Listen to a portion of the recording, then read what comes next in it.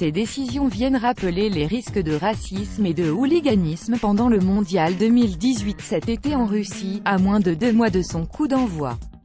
Je ne peux pas dire que des incidents racistes apparaissent plus souvent en Russie qu'ailleurs, a tenu à rassurer Alexei Smertin, le monsieur anti-discrimination du foot russe, cité par l'agence de presse publique RIA Novosti. Le 18 avril, Nuno Rocha a été victime de cris de singe alors qu'il célébrait son tir au but victorieux, qui envoyait son équipe en finale de la Coupe de Russie, à proximité du COP des Ultras du Spartak.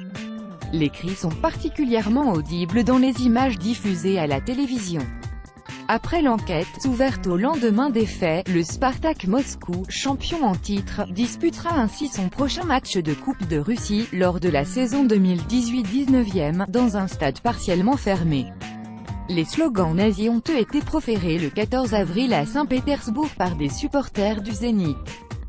Des cris de singe aussi entendus lors de Russie-France. Plusieurs affaires de racisme ont émaillé le football russe au cours des dernières semaines. Mi-avril, la FIFA a annoncé l'ouverture d'une procédure disciplinaire contre la fédération russe à la suite des cris de singe entendus lors du match amical Russie-France. Selon l'organisation phare, une ONG qui lutte contre les discriminations dans le football, 89 incidents racistes ont été enregistrés autour des matchs de football en Russie durant la saison 2016 à 2017.